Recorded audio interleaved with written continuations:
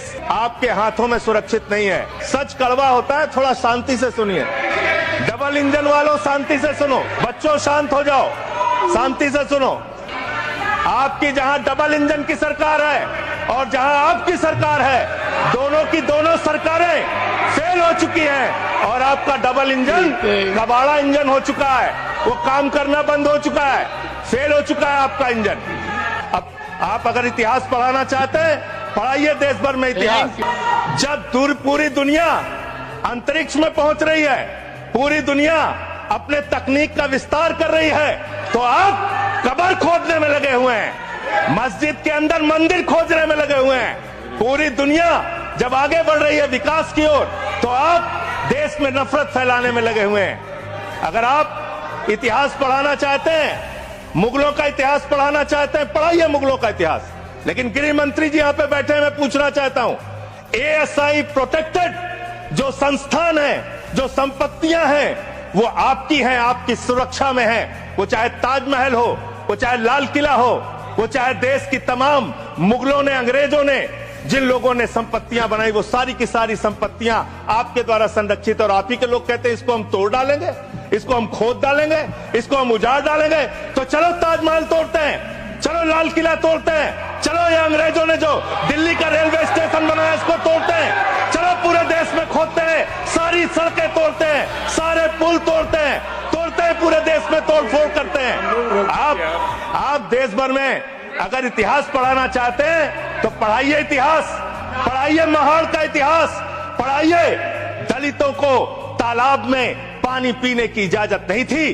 किस मुसलमान ने कहा था हाड़ी में बांध के दलितों को सामने हाड़ी बांध के चलना पड़ेगा? किस मुसलमान ने कहा था हमारे बगल में बैठ के दलित खाना नहीं खा सकता? किस मुसलमान ने कहा था दलितों को मंदिर के अंदर प्रवेश वर्जित है?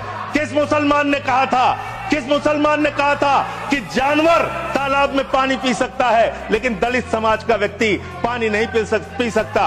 अब आप अगर इतिहास पढ़ाना चाहते हैं, पढ़ाइए देश भर में इतिहास। अस्सलाम वालेकुम व रहमतुल्लाहि व बरकातहू। अज़्ज़ान मिल्लत इस्लामी, आप तमाम उम्मती को अबू फैसल की तरफ से सलाम अर्ज़ है। घर में बड़ी प्रधानशीन इज़्ज़तदार माँ और बहनों को अबू फैसल की तरफ से सलाम अर्ज़ है। बहरहाल बहरकैफ अल्लाह से उम्मीद है आप लोग खैरियत से होंगे, अल्लाह की इफ़्ज़त में होंगे। इन मलूनों की मलामत से, इन फ़िरक़ा परस्तों की फ़िरक़ा परस्ती से, इन दरिंदों की दरिंदगी से, इन माबलिंचरों की माबलिंचिंग से, इन बलात्कारियों की बलात्कारी से महफूज होंगे। अल्लाह आप लोग अपने हिफ्ज़ अमान में रखे, अल्लाह अपनी हिफाजत में रखे, अल्लाह खराबा से हर शर से महफूज रखे।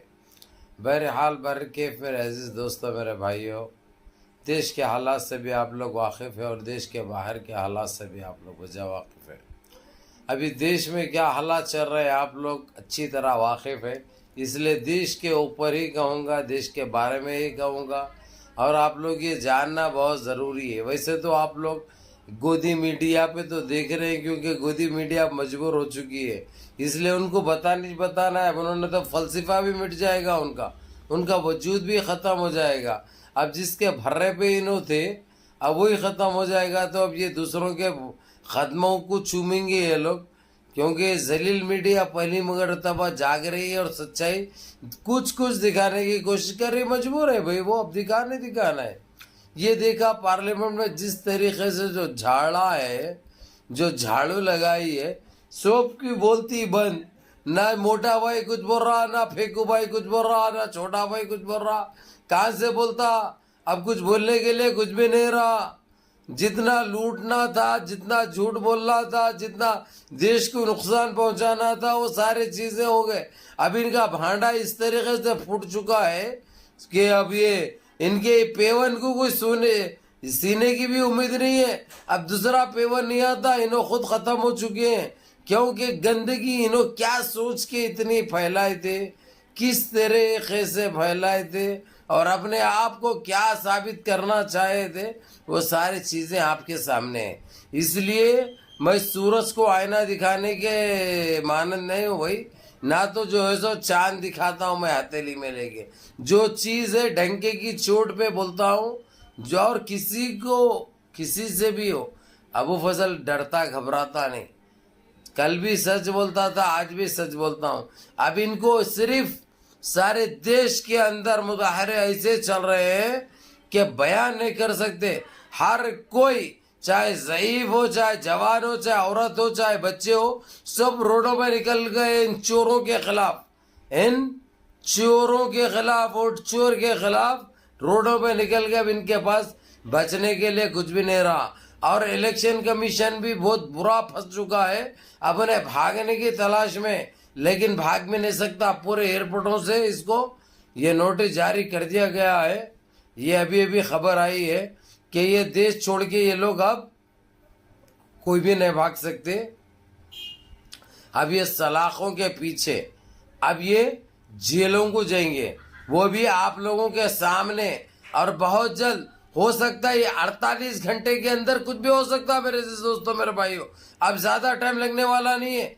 मैं बोल रहा हूं कि 48 आवर्स के अंदर कुछ भी ऐसी चीज हो सकती है जो आप लोग ख्वाब और ख्याल में नहीं सोचे थे, खाली ऐसे ख्वाब देखते थे। और इंशाअल्लाह ताला ये आप लोग अभी देखेंगे इंशाअल्लाह।